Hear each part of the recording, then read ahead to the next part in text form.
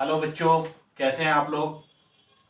आपका फिर से एक बार वेलकम है आपके अपने चैनल रिफॉर्म विद अमान पर। ये वीडियो बहुत ही शानदार होने वाली है।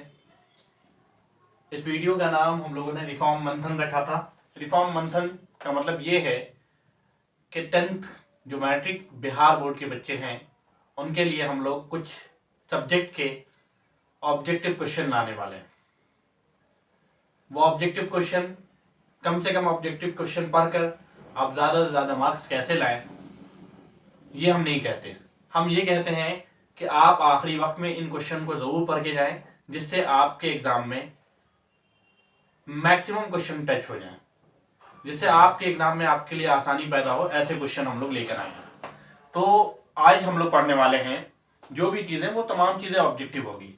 तो सबसे पहले हम लोग शुरू करते हैं। फिर से आपका एक बार वेलकम है रिफॉर्म मंथन पर। पहले क्वेश्चन को देखिए। आइए देखते हैं पहला क्वेश्चन। यदि वस्तु उत्तल लेंस के फोकस तथा फोकस दूरी के दुगनी दूरी के बीच स्थित हो तो प्राप्त प्रतिबिंब क्या होगा। ऑप्शन हमें दिया हुआ है आभासी, सीधा और छोटा होगा पहला। दूसरा ऑप्शन दिया हुआ आभासी, उल्टा और बड़ा होगा। तीसरा दिया हुआ वास्तविक, उल्टा और आवर्तित होगा। और आखिरी दिया हुआ है वास्तविक, उल्टा तथा हास्यित होगा। तो देखते हैं कौन सा होगा। वैसे आप जब इस क्वेश्चन को देखें तो कमेंट सेक्शन में बताते हुए चले, अच्छा रहेगा आपके लिए। वैसे हम यहाँ पे आपको बता दें कि कौन सा जवाब सही होगा। तो आप लोग जो सोच रहे हैं वही जवाब सही होगा, वो ये होगा कि सी सही है। क्या सही है? सी का मतलब हो गया कि वास्तविक, उल्टा तथा आवर्धित होगा। उसके बाद अगले क्वेश्चन की तरफ चलिए कि प्रकाश की चाल सबसे अधिक होती है। ऑप्शन हमारे पास दिए हुए हैं कांच में, वायु में, शून्य का मतलब होता है निर्वात में, और ए और सी दोनों। तो बताइए कौन सा ऑप्शन सही है हमारे लिए। आप तमाम लोग जानते हैं कि निर्वात में प्रकाश की चाल सबसे अधिक होती है। तीसरे क्वेश्चन की तरफ हम लोग बढ़ते हैं। एक गोलीय दर्पण द्वारा बने प्रतिबिंब का आवर्धन ऋणात्मक हो तो प्राप्त प्रतिबिंब होगा। ऑप्शन हमें दिए हुए हैं उल्टा, सीधा, और सीधा भी हो सकता है, उल्टा भी हो सकता है। तीसरा ऑप्शन ये है, और चौथा है इनमें से सभी गलत है। तो बताइए कौन सा ऑप्शन सही है। आप तमाम लोग जानते हैं कि उल्टा सही है। कौन सा सही है? उल्टा। चौथे क्वेश्चन को। चौथा क्वेश्चन है दाढ़ी बनाने में कौन सा दर्पण उपयोग होता है। तो आप लोग बताइए दाढ़ी बनाने में कौन सा दर्पण उपयोग होता है कमेंट सेक्शन में।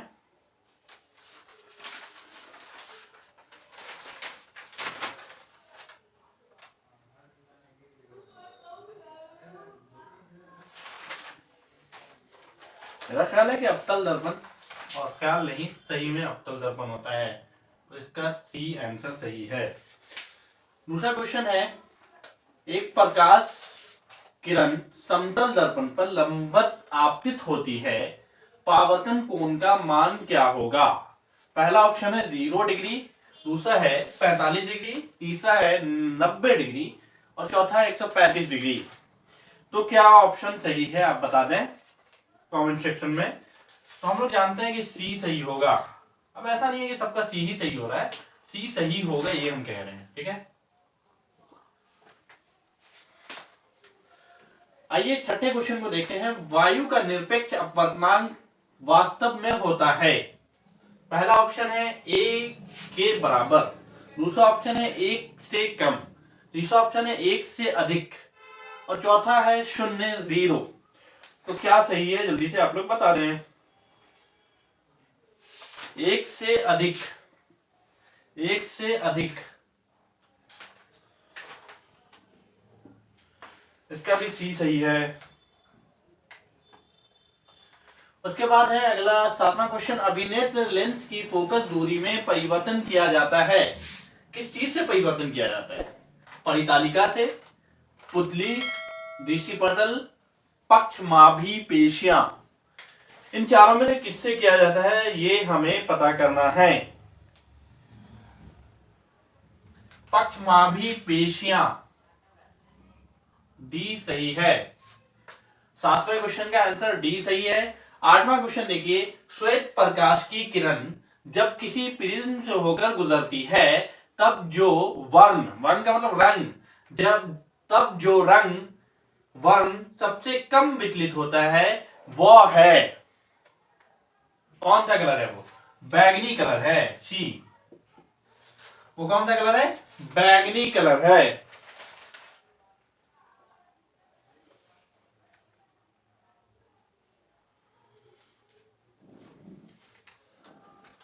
सॉरी बच्चों, वो लाल कलर होगा। वो कौन सा कलर है? लाल कलर है।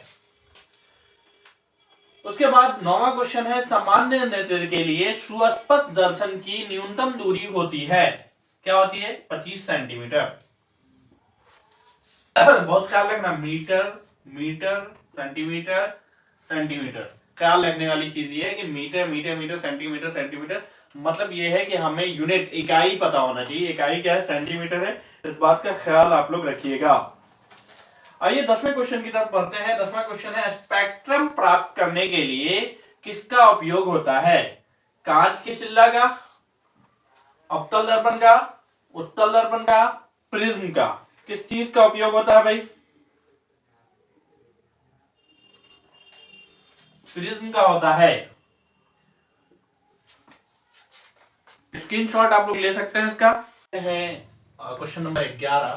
क्वेश्चन नंबर 11 में कह रहा है कि इलेक्ट्रॉन पर कितना आवेश होता है।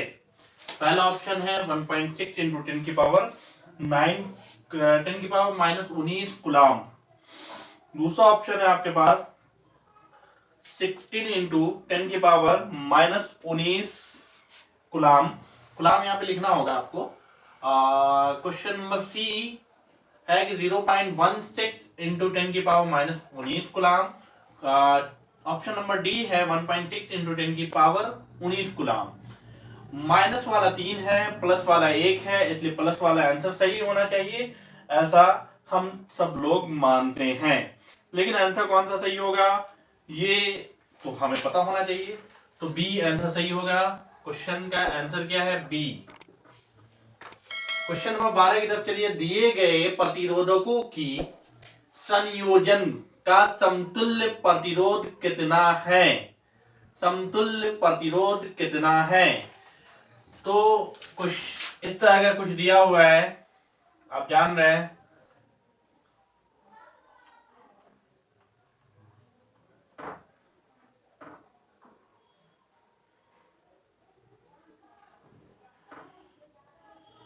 ये है, तो इस चीज को 1 ओम 1 ओम 1 ओम 1 ओम 1 ओम करके दिया हुआ है, जो उसे आप लोगों को देखना होगा। कैसे निकलेगा बताइए?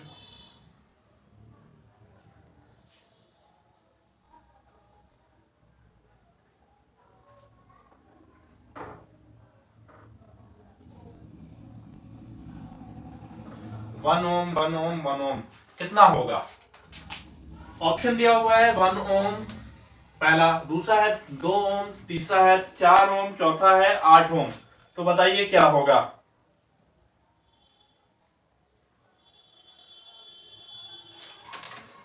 ऑप्शन सही होगा, सही आंसर है ए। सही आंसर क्या है? ए 1 ओम। क्वेश्चन नंबर 3 है, एम्पियर घंटा मात्रक है, एम्पियर घंटा मात्रक है शक्ति का, पावर, ऊर्जा, एनर्जी का, आवेश या विभवांतर का। ये चारों में से कौन सही है आपको बताना है। तो हम सब लोग जानते हैं कि शक्ति, एम्पियर घंटा जो है आवेश का मात्रक है। क्वेश्चन नंबर 14 है, 1 किलोवाट घंटा तुल्य है किसके? पहला ऑप्शन है 3600 जूल का, दूसरा ऑप्शन है 3.6 इंटू 10 की पावर 6 जूल का, तीसरा ऑप्शन है 36 इंटू 10 की पावर 6 जूल का, चौथा ऑप्शन है 36 जूल का। तो बताइए कौन सा आंसर सही है? अब जानते हैं 3.6 इंटू 10⁶ जूल, मतलब ऑप्शन नंबर बी सही है। क्वेश्चन नंबर 15 है, परिपथ में विद्युत धारा की माप किससे की जाती है? परिपथ में विद्युत धारा की माप किससे की जाती है? ऑप्शन ए है वोल्टमीटर, ऑप्शन बी है एमीटर, ऑप्शन सी है गैल्वेनोमीटर, ऑप्शन डी इनमें से सब। हो बताइए इनमें से सब होगा। मुझे तो ये लग रहा है कि इनमें से सब होगा, आप लोग बताइए। हम लोग मानते हैं कि नहीं ऑप्शन बी सही होगा, मतलब कि बी सही है। क्वेश्चन नंबर 16 है, लघु पतन के समय विद्युत धारा का मान है, बहुत कम हो जाता है विद्युत धारा का मान जब लघु पतन होता है, फ्यूज उड़ जाता है जब, तो क्या बहुत कम हो जाता है, परिवर्तित ही नहीं होता, या बहुत अधिक बढ़ जाता है, या निरंतर परिवर्तित होता रहता है? बताइए क्या होगा। बहुत अधिक बढ़ जाता है, तभी तो वो फ्यूज, बिजली सप्लाई बंद होती है, फ्यूज टूट जाता है।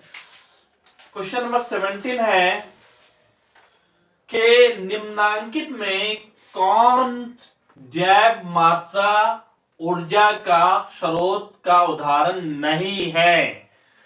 निम्नांकित में कौन जैव मात्रा ऊर्जा का स्रोत का उदाहरण नहीं है? पहला ऑप्शन है लकड़ी, दूसरा ऑप्शन है गोबर गैस, तीसरा है नाभिकीय ऊर्जा, और चौथा है जैव मात्रा जिसे हम लोग कोयला कहते हैं। नाभिकीय ऊर्जा सही आंसर है इसका। जैसे आप लोग स्क्रीनशॉट ले सकते हैं, नोट नहीं किए अगर तो स्क्रीनशॉट ले लीजिए। क्वेश्चन नंबर 18 है, किसी एसी जनरेटर तथा डीसी जनरेटर के एक मूलभूत अंतर यह है कि ऑप्शन है एसी जनरेटर में विद्युत चुंबक, जबकि डीसी जनरेटर में अस्थायी चुंबक होता है, पहला ऑप्शन। दूसरा, डीसी जनरेटर उच्च वोल्टता का जनन करता है। तीसरा ऑप्शन है एसी जनरेटर उच्च वोल्टता का जनन करता है, पहला डीसी दूसरा एसी। और चौथा है एसी जनरेटर सर्पी वलय, जबकि डीसी जनरेटर में दिक् परिवर्तक होता है। तो क्या ऑप्शन सही है ऐसा बताइए आप लोग। हम जानते हैं कि डी सही होगा।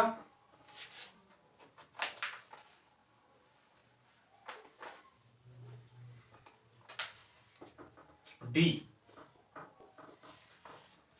क्वेश्चन नंबर 14 है, यदि 20 ओम, 5 ओम तथा 4 ओम के प्रतिरोध समांतर क्रम में जोड़े जाएं तो समतुल्य प्रतिरोध होगा। पहला ऑप्शन है 2 ओम, दूसरा 29 ओम, तीसरा 0.5 ओम, और चौथा है इनमें से कोई नहीं। क्या होगा?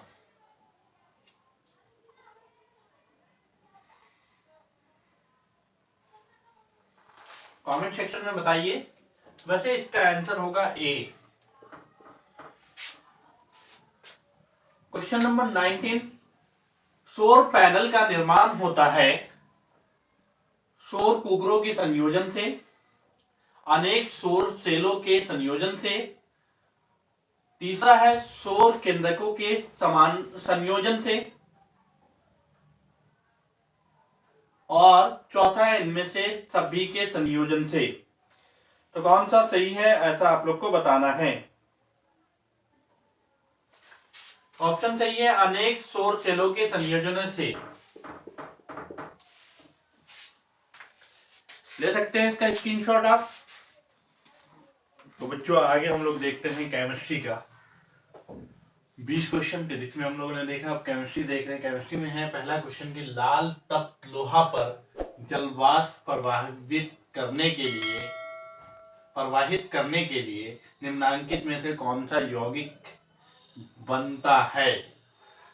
पहला है ऑप्शन FeO, FeO3, Fe2O3, तीसरा है Fe3O4, और चौथा है FeOH3। क्या सही होगा? तो जैसा कि हम लोग जानते हैं कि Fe3O4 सही होगा, तो सी आंसर सही है इसका। क्वेश्चन नंबर 22 है, कौन सा युग्म एकल विस्थापन अभिक्रिया प्रदर्शित करता है।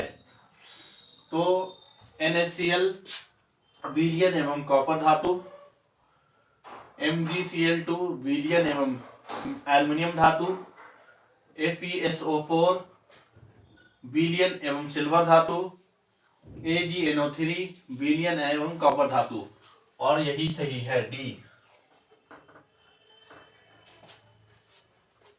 उसके बाद वसा युक्त खाद्य सामग्री को विकृत गंदी होने से बचाने के लिए क्या मिलाया जाता है? मतलब खाने में जब खराब होने लगता है तो उसको बचाने के लिए क्या किया जाता है? तो हम लोग उसमें क्या मिलाते हैं? प्रति उपचायक मिलाते हैं, बी। श्वसन किस प्रकार की रासायनिक अभिक्रिया है? श्वसन किस प्रकार की रासायनिक अभिक्रिया है? उपचयन, संयोजन, ऊष्माक्षेपी, ऊष्माशोषी। उपचयन है ए। निम्नांकित में से कौन उपचायक है? H2CO, O2 और H2S, C O2 है। नम वायु की उपस्थिति में लोहे की बनी, मतलब जो हवाएं चलती हैं जिसमें द्रव की मात्रा भी थोड़ी बहुत होती है, उस हवा के प्रेजेंटेशन में वस्तुओं पर कुछ समय बाद जंग लग जाता है, जिससे काफी क्षति होती है, सामान खराब हो जाता है। इस क्रिया को कहते हैं अपचयन, संक्षारण, उदासीनीकरण और अपघटन। संक्षारण कहते हैं, तो बी आंसर सही है।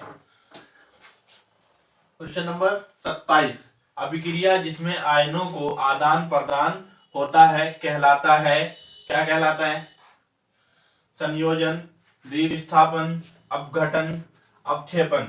क्या कहलाता है? द्विविस्थापन।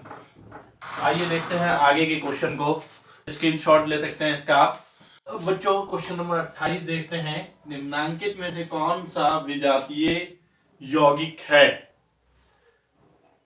तो पहला ऑप्शन है चूना पत्थर, दूसरा खड़िया, तीसरा संगमरमर और चौथा है Paris plaster, plaster of Paris जिसको कहते हैं। तो यही ऑप्शन सही है, डी। क्वेश्चन नंबर 29 देखिए। सोडियम हाइड्रोक्साइड जिंक से अभिक्रिया करके कौन सा उत्पाद बनाता है? सोडियम हाइड्रोक्साइड जिंक से अभिक्रिया करके कौन सा उत्पाद बनाता है? Na2ZNO plus H2, NaZNO2 plus H2, Na2ZN2 plus H2 और डी है Na2ZNO2 plus H2। Na2ZNO2 plus H2 यही ऑप्शन सही है, डी। मिल्क ऑफ मैग्नीशियम या मैग्नीशिया, मिल्क ऑफ मैग्नीशिया अर्थात MgOH2 के जलीय विलयन का इनमें से किस रूप में उपयोग होता है? एंटीसिड जिसे हम लोग प्रतिअम्ल कहते हैं, एंटीजेसिक जिसे हम लोग पीलाहारी कहते हैं, एंटीबायोटिक जिसके हम लोग जो है, और उसके बाद एंटीसेप्टिक। तो क्या होता है? एंटीसिड होता है ए। कार्बन डाइऑक्साइड जल से अभिक्रिया करके बनता है, क्या बनता है? जल से अभिक्रिया करके कार्बन डाइऑक्साइड जल से अभिक्रिया करके वो सल्फ्यूरियस अम्ल बनता है, क्या कार्बनिक अम्ल बनता है, कार्बोलिक अम्ल बनता है या सल्फ्यूरिक अम्ल बनता है? तो कार्बनिक अम्ल बनता है, बी। वे विलयन जो नीले लिटमस को लाल कर देते हैं कहलाते हैं अम्ल, लवण, क्षारक, इनमें से कोई नहीं, अम्ल कहलाते हैं। क्षारक को जल में घोलने पर क्या मुक्त होता है? OH minus, H plus, A और B दोनों, या इनमें से कोई नहीं? तो OH माइनस होता है, ए सही है। क्वेश्चन नंबर 34 है। स्टेनलेस इस्पात एवं लोहा एवं कार्बन, स्टेनलेस इस्पात में लोहा एवं कार्बन के अलावा मिले रहते हैं, और क्या रहता है इसके अंदर? तो एल्युमिनियम एवं लेड रहता है, चांदी एवं निकल रहता है, निकल एवं क्रोमियम रहता है, या मैग्नीज एवं क्रोमियम रहता है? तो निकल एवं क्रोमियम रहता है, सी। क्वेश्चन नंबर 35, कमरे के ताप पर द्रव अवस्था में रहने वाली धातु? पारा है, कैल्शियम है, लिथियम है, सोडियम है? तो पारा है, ए। धातु जो सिर्फ अम्लराज में घुलता है वो है एल्युमिनियम,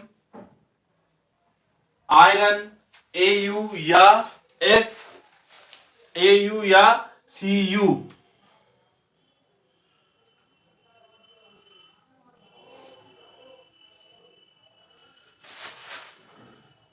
तो सही आंसर है सी। आप इसका स्क्रीनशॉट ले सकते हैं। फिर हम लोग आगे देखेंगे क्वेश्चन नंबर 37। 3-4 क्वेश्चन और है केमिस्ट्री में, फिर हम लोग बायोलॉजी पढ़ेंगे। जी बच्चों, आगे देखते हैं क्वेश्चन नंबर 37। निम्नलिखित में कौन सी गैस धातुओं को जोड़ने में प्रयुक्त होती है? एथेन, मेथेन, एथाइन और एथिलीन? क्या सही है इसमें? एथाइन सही है, option C. Question number 38, calcium carbide जल के साथ अभिक्रिया करके देता है एल्केन, एथेन, एथीन, एथाइन? क्या होता है? एथाइन देता है।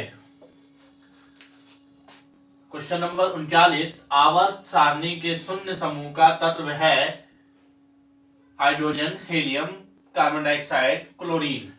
हीलियम होता है, तो बी। और क्वेश्चन नंबर 40 जो केमिस्ट्री का आखिरी क्वेश्चन है, मैनलिव की आवर्त सारणी में वर्गों की संख्या कितनी है? मैनलिव की आवर्त सारणी में वर्गों की संख्या कितनी है? 7, 8, 9, 10? सब लोग जानते हैं कि 8 होता है। अब हम लोग बायोलॉजी देखेंगे, उससे पहले इसको स्क्रीनशॉट आप ले सकते हैं। बच्चों अब हम लोग बायोलॉजी के क्वेश्चन देख रहे हैं। क्वेश्चन नंबर 41 है कि निम्नलिखित में वनों पर आधारित उद्योग कौन सा है? कागज उद्योग, लकड़ी उद्योग, टिम्बर उद्योग या इनमें से सभी? तो तीनों चीजें वही है कि वनों से ही होता है, तो इसलिए इनमें से सभी होगा, और डी ऑप्शन सही है। सरदार सरोवर बांध परियोजना को निम्नलिखित में से किसके विरोध का सामना करना पड़ा? क्वेश्चन नंबर 42 है। मेधा पाटकर, अमृता देवी, राहुल गांधी या फिर सुंदरलाल? तो आप लोग जानते होंगे मेधा पाटकर का करना पड़ा था विरोध का सामना।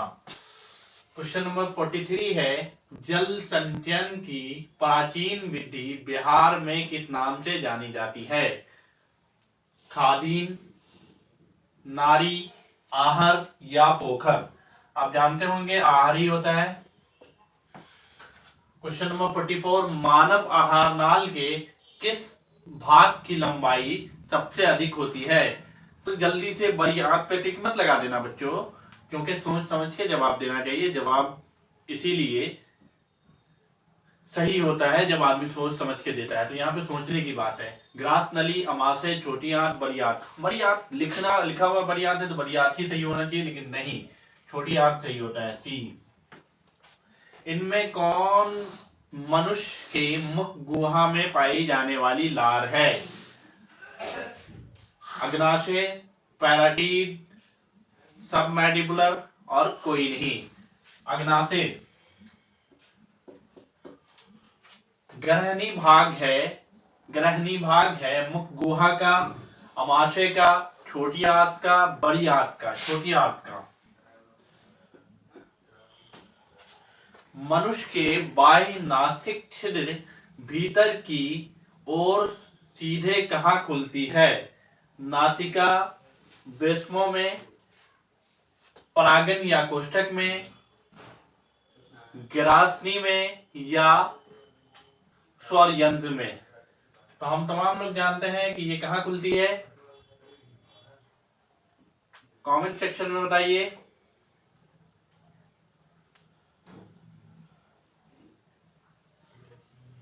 नासिक वृषमों में। मानव शरीर में कौन सा रचना वक्ष गुहा को उदर गुहा में अलग करती है? डायफ्राम, पसलियां, प्लूरम मेम्ब्रेन या पैराटाइल मेम्ब्रेन? डायफ्राम होता है बच्चों। क्वेश्चन नंबर 49 है, पौधों में शोषण किस भाग से होता है? जड़, पत्तों, तना और इनमें से सभी। तो आप जानते होंगे कि जड़ में भी होता है, पत्तों में भी होता है, तना में भी होता है, मतलब इनमें से सभी डी। आप इसका स्क्रीनशॉट ले सकते हैं बच्चों। क्वेश्चन नंबर 15 है, ऑक्सीजन की अनुपस्थिति में पाइरुवेट से इथेनॉल एवं CO2 बनाने की क्रिया है? विखंडन पहला, दूसरा दहन, संश्लेषण, किण्वन। क्या होगा सही? तो आप तमाम लोग जानते होंगे डी किण्वन सही है। क्वेश्चन नंबर 51, एक स्वस्थ व्यक्ति के रक्तचाप सामान्य स्थिति में कितनी होती है? 80/120, 120/80, 160/110, 100/160। क्या होगा? बी, 120/80। क्वेश्चन नंबर 52, इनमें से किसकी दीवार सबसे मोटी होती है? बायां आलिंद, दायां आलिंद, बायां निलय और दायां निलय। बायां निलय का होता है। ऑप्शन सी सही है। चालनी नलिकाएं कहाँ पाई जाती है? जंतुओं में, जाइलम में, फ्लोएम में, एक कोश के पौधों में। फ्लोएम में पाई जाती है, ऑप्शन सी सही है। क्वेश्चन नंबर 54, पौधे में गैसों के निष्कासन के लिए किस क्रिया का उपयोग होता है? परासरण का, विसरण का, वाष्पोत्सर्जन का, परिवहन का? विसरण का होता है। बी सही है ऑप्शन। क्वेश्चन नंबर 55, मनुष्य के मस्तिष्क का औसत आयतन कितना होता है? 800 मिलीलीटर, 1100, 1650, 1900। आपको पता होगा 1650 होता है, तो ऑप्शन सी। निम्नलिखित कौन तंत्रिका आवेगों का चालन साइटोन की ओर करता है? Axon, dendrites, myelin, sheath, neurilemma? Dendrites, B. जनसंख्या नियंत्रण के लिए स्त्रियों द्वारा अपनाए जाने वाले सरल यंत्रिका विधि क्या है? कॉन्डम, ट्यूबरोकोटमी, वैस्कोकोटमी और कॉपर टी? कॉपर टी सही है। तो आप इसे स्क्रीनशॉट ले सकते हैं। कुछ क्वेश्चन और हम लोग देखेंगे बायोलॉजी में। अगला क्वेश्चन है क्वेश्चन नंबर 58, बहुकोशिकीय जीवों में होने वाली मुकुलन का उदाहरण है? Yeast, paramecium, amoeba, hydra? क्या सही है? हाइड्रा सही है, ऑप्शन डी। क्वेश्चन नंबर 59 है, पक्षी तथा तितली के पंख होते हैं? समजातन, असमजातन, अवशेषीय? इनमें से कोई नहीं, समजातन होता है, ऑप्शन ए सही है। क्वेश्चन नंबर 60, सूर्य की विकिरण ऊर्जा से कार्बनिक यौगिक बनाने वाली जीवों को कहा जाता है? उपभोक्ता, उत्पादक, कृषि भूमि, समुद्र? क्या कहा जाता है? समुद्र।